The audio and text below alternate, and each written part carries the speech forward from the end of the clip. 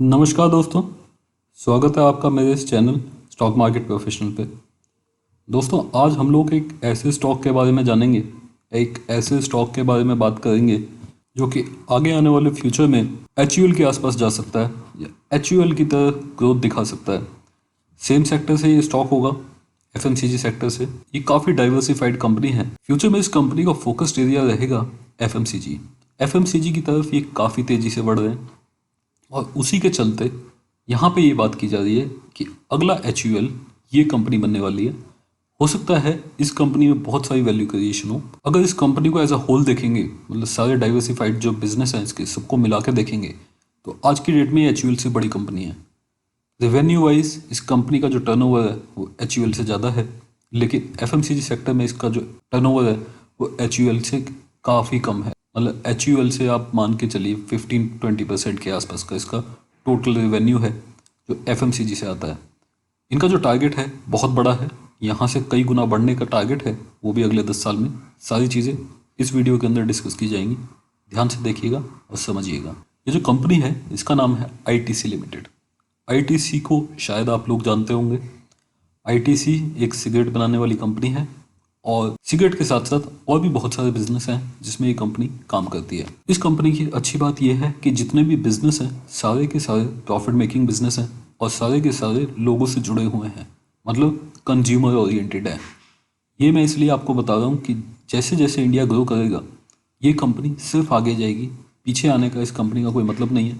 Definitely cigarette के business में काफ़ी रेगुलेशंस होती है, काफ़ी रेगुलेटेड बिजनेस है, गवर्नमेंट का काफ़ी इन्वॉल्वमेंट रहता है, टैक्सेस काफ़ी हाई रहते हैं। इसकी वजह से इस कंपनी को प्रॉपर वैल्यूएशन कभी भी नहीं मिल पाती। ये लोग इसी को समझ के डाइवर्सिफाई करने की कोशिश कर रहे हैं। अब देखिए किस तरीके का इनका बिजनेस है। अभी आज की डेट में देखते हैं, सिगरेट में मार्केट लीडर है ये। जितने भी आप सिगरेट ब्रांड्स देखते हैं ज़्यादातर इस कंपनी के हैं। फूड के अंदर देखते हैं, फूड के अंदर भी देखिए बहुत सारे ब्रांड्स इस कंपनी के पास हैं।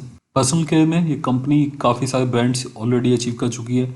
एजुकेशन स्टेशनरी देखिए, इसमें भी इस कंपनी ने एक ब्रांड वैल्यू बनाई है। क्लासमेट का आपने नाम सुना होगा, क्लासमेट इस कंपनी का है। सेफ्टी मैचेस बॉक्स में भी देखिए इस कंपनी ने एंट्री की है और साथ ही साबुन बनाने वाली कंपनी भी बन गई है। ओवरऑल देखिए इसका पोर्टफोलियो बहुत बड़ा हो चुका है। ये एफएमसीजी की मैं बात करूँ, एफएमसीजी में इस कंपनी का पोर्टफोलियो बहुत बड़ा हो चुका है और इसी को लेके ये आगे चल रहे हैं। ये इनका फोकस एरिया है। होटल्स में अगर आप देखोगे सब लोग जानते हैं आईटीसी के होटल्स बहुत अच्छे और काफ़ी रिनाउंड है। 5 स्टार होटल्स हैं इसके, 5 स्टार होटल्स की चेन है। Paper board, paper and packaging, इसमें भी इस कंपनी का काम है, पेपर बनाने का भी काम करती है। एग्री बिजनेस के अंदर है ये और साथ ही अभी इंफॉर्मेशन टेक्नोलॉजी में भी इस कंपनी ने एंट्री की है। बहुत सारे वर्टिकल्स के अंदर इस कंपनी ने एंट्री कर ली है और एक काफ़ी बड़ा कॉन्ग्लोमरेट आज की डेट में ये है। अब चलते हैं इसके एफएमसीजी बिजनेस की तरफ। एफएमसीजी बिजनेस के अंदर इस कंपनी का मानना है कि अगले 10 साल में ये कंपनी अपने बिजनेस को काफ़ी बढ़ाएगी और ये जो इसका टर्नओवर है जो कि एफएमसीजी सेक्टर से आता है, मतलब इसका टोटल रेवेन्यू जो कि एफएमसीजी सेक्टर से आता है, उसको ये 1 लाख करोड़ के आसपास लेके जाएंगे। अभी अगर करंट डेट में इनका रेवेन्यू देखेंगे जो एफएमसीजी सेक्टर से आता है, तो टोटल रेवेन्यू पूरे क्वार्टर का करीब 3,500 से 4,000 करोड़ के आसपास रहता है और पूरे साल का अगर आप रेवेन्यू देखेंगे तो 12-13 हज़ार करोड़ के आसपास इस कंपनी का टोटल रेवेन्यू एफएमसीजी से आता है। तो अगर ओवरऑल देखा जाए तो टोटल अगर इस कंपनी के रेवेन्यू में देखें तो करीब 22-23% के आसपास की हिस्सेदारी एफएमसीजी बिजनेस की ऑलरेडी हो चुकी है। साथ ही जो दूसरे बिजनेस हैं इसको अगर आप इसके साथ मिलाओगे एफएमसीजी बिजनेस के साथ तो ये और भी बढ़ जाती है। जो टोटल रेवेन्यू यहाँ पे सिगरेट बिजनेस से आता है वो आता है 65% और काफ़ी रेगुलेटेड एरिया है, इसलिए इस कंपनी को जो वैल्यूएशन मिलती है हमेशा वो सिगरेट बिजनेस की तरफ से मिलती है। एफएमसीजी के लिए वैल्यूएशन आप लोगों को पता होगा काफ़ी हाई होती है। जो पी मल्टीपल होता है वो 50 से ऊपर हमेशा चलता है, जबकि जो सिगरेट का जो बिजनेस है उसमें जो वैल्यूएशन मल्टीपल मिलता है वो आपको हार्डली 15 से 16 के आसपास मिलता है। उसको देख के इस कंपनी की वैल्यूएशन अभी भी ठीक हुई नहीं है। जैसे जैसे एफएमसीजी सेगमेंट का यहाँ पे रेवेन्यू बढ़ेगा, परसेंटेज बढ़ेगी इस कंपनी के टोटल रेवेन्यू के अंदर, इस कंपनी को वैल्यूएशन अच्छी मिलने लगेंगी। अब इस कंपनी के एफएमसीजी सेगमेंट में ग्रोथ देखते हैं किस तरीके की हुई है। देखिए ये एक टेबल यहाँ पे दिया हुआ है 2006-2007। यहाँ पे अगर आप देखेंगे 1700 करोड़ के आसपास का इस कंपनी का टोटल रेवेन्यू था जो कि इस कंपनी के एफएमसीजी सेगमेंट से आता था। अभी आप देखेंगे 2018-19 में ये बढ़ के करीब 12,500 करोड़ हो चुका है। मतलब पिछले 12 साल के अंदर काफ़ी बढ़ चुका है। काफ़ी अच्छे पेस से ये यहाँ पे रेवेन्यू बढ़ता हुआ दिखाई दिया है इस कंपनी का। फ्यूचर में माना जा रहा है कि ये जो 12,500 करोड़ है 2030 तक इसको बढ़ा के 1 लाख करोड़ कर दिया जाएगा। इस कंपनी के टोटल रेवेन्यू की मैं बात करूं तो अभी 50,000 करोड़ के आसपास का टोटल रेवेन्यू ये कंपनी लगाती है।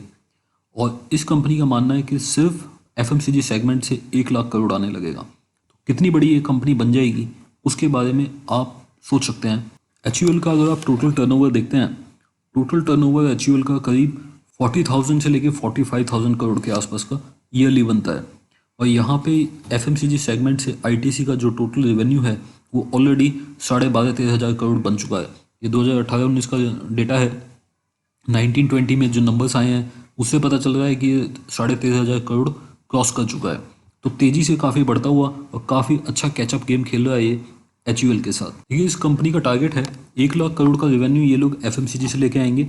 अभी हम देखें तो यहाँ पे 13,000 करोड़ 13,500 करोड़ का रेवेन्यू एफएमसीजी सेगमेंट से आता है, जो कि टोटल बनाता है करीब 25% के आसपास करंट रेवेन्यू का। जो ग्रोथ है बहुत ही अच्छी है, 20% से ज़्यादा की ग्रोथ एफएमसीजी सेगमेंट में देखने के लिए मिल रही है। ऑपरेटिंग मार्जिन देखें काफ़ी तेज़ी से बढ़ता हुआ, एफएमसीजी सेगमेंट में 4% से मार्जिन बढ़ के 7% ऑलरेडी हो चुके हैं। फूड मार्केट के अंदर सबसे बड़ा एक्विजिशन इसने अभी किया है, जिसमें इसने सनराइज फूड करके एक कंपनी है जो कि दाल वगैरह बनाती है, उसको एक्वायर किया है। उसके लिए 2,000 करोड़ रुपये पे किए हैं। और बहुत सारे एक्विजिशन अगले 5 से 7 साल के अंदर आपको देखने के लिए मिलेंगे, क्योंकि ऑर्गेनिक ग्रोथ के साथ इनको इनऑर्गेनिक ग्रोथ भी चाहिए होगी आगे बढ़ने के लिए, 1 लाख करोड़ का जो टारगेट है उसको हासिल करने के लिए।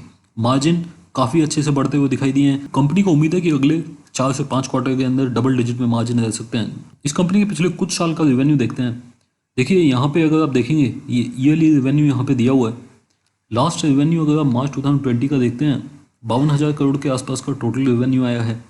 और अगर इस कंपनी का नेट प्रॉफिट देखते हैं आप तो लास्ट टाइम लगा है मार्च 2020 में टोटल रेवेन्यू आया है करीब 15,500 करोड़ के आसपास।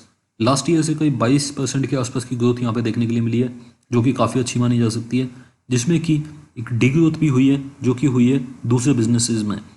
तो ऐसे में 15,000 करोड़ का जो प्रॉफिट है काफ़ी बड़ा प्रॉफिट माना जा सकता है। नॉर्मल कंपनीज को इतने बड़े प्रॉफिट नहीं होते हैं, इस कंपनी को बेनिफिट है। ये ऑपरेटिंग प्रॉफिट मार्जिन यहाँ पे 35% से ऊपर का ये कंपनी मेंटेन करती है, जो कि इतनी बड़ी कंपनी के लिए बहुत ही अच्छा माना जा सकता है। Overall fundamentally one of the best company है इंडिया के अंदर। इस कंपनी के फोर्थ क्वार्टर्स के नंबर्स भी आ चुके हैं, एक बार देख लेते हैं कैसे रहे। फोर्थ क्वार्टर में देखेंगे, देखिए जैसे मैंने बताया होटल बिजनेस में भी है और बहुत सारे बिजनेस में है, वहाँ पे इस कंपनी को काफ़ी प्रॉब्लम होती दिखी है। प्रॉफिट आफ्टर टैक्स देखेंगे इस कंपनी का 21% से ज़्यादा से ग्रोथ यहाँ पे हुई है। कैश फ्लो करीब 30% के आसपास बढ़ा है। प्रॉफिट आफ्टर टैक्स देखेंगे 21.5% की ग्रोथ यहाँ पे देखने के लिए मिली है। कैश फ्लो भी काफ़ी बढ़िया होते हुए 30% की ग्रोथ यहाँ पे देखने के लिए मिली है। 10.5 रुपये के आसपास का डिविडेंड यहाँ पे दिया गया है, मतलब 1,000% से ऊपर का डिविडेंड यहाँ पे दिया गया है। एफएमसीजी सेगमेंट से हम बात करें तो बहुत ही बढ़िया 5% के आसपास का रेवेन्यू ग्रोथ यहाँ पे दिखाई है।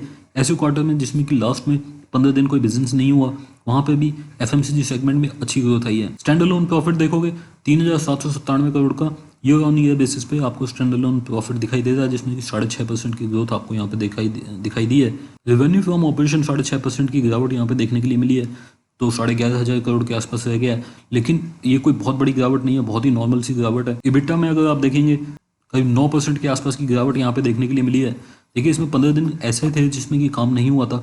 22 मार्च से तो बिल्कुल ही जो मार्केट था वो बंद हो गया था, तो इबिटा यहाँ पे गिरता हुआ जरूर दिखाई दिया है। जून क्वार्टर पे इस कंपनी का खराब आएगा, वो आप डिस्काउंट करके चलिए। जो कंपनी का अभी करंट प्राइस है उसमें सारी चीज़ें डिस्काउंटेड है। एफएमसीजी में आप देखिए, एफएमसीजी में अभी भी ऐसी हालत में भी मार्च क्वार्टर के अंदर भी 228 करोड़ से इबिटा बढ़ के 256 करोड़ का यहाँ पे आपको देखने के लिए मिला है। तो बहुत ही अच्छा परफॉर्मेंस इस कंपनी का स्पेशली जो एफएमसीजी सेगमेंट है उससे रहा है। जैसे जैसे एफएमसीजी सेगमेंट ऊपर बढ़ेगा कंपनी को वैल्यूएशन अच्छी मिलने लगेंगी, कंपनी को वैल्यूएशन एफएमसीजी के हिसाब से मिलने लगेंगी और कंपनी यहाँ से कई गुना बढ़ सकती है। अभी भी इस कंपनी का अगर टर्नओवर देखेंगे तो बाकी कंपनी के कंपैरिजन में बहुत कम है। 1-1.5 लाख करोड़ के आसपास का इस कंपनी का मार्केट कैप होगा। एचयूएल का देखते हैं 5 लाख करोड़ की कंपनी है वो, उसके हिसाब से कंपनी अभी काफ़ी बड़ी है और फ्यूचर में ये कंपनी काफ़ी बड़ी बनती दिखाई देगी। मतलब यहाँ से एटलीस्ट 10 टाइम्स आपको अगले 10 साल में होती दिखाई देगी। अगर आपको ये जो इन्फॉर्मेशन यहाँ पे दी गई है, ये इन्फॉर्मेशन अच्छी लगी हो, ये वीडियो अच्छा लगा हो, तो अगर आप इस वीडियो को देख रहे हैं तो आपका एक लाइक यहाँ पे ज़रूर बनता है, जो कि इंकरेजमेंट देता है कि और इन्फॉर्मेटिव वीडियोस आपके लिए लेके आए जाएँ, अच्छे अच्छे स्टॉक्स के बारे में अच्छी इन्फॉर्मेशन आपको दी जाए। अभी के लिए इतना ही। Thank you very much. Take care.